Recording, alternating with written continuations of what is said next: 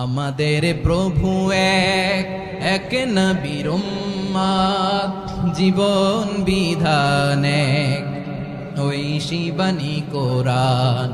আমাদের প্রভু এক এক নবীর উম্মত, জীবন বিধান এক ঐশী বাণী কোরআন। তবে কেন এক নও হে মুসলমান, এক হও করিয়া আহ্বান। বাইতুল্লাহ এক, আওয়াজ করে বলো আমাদের বাইতুল্লাহ কয়টা?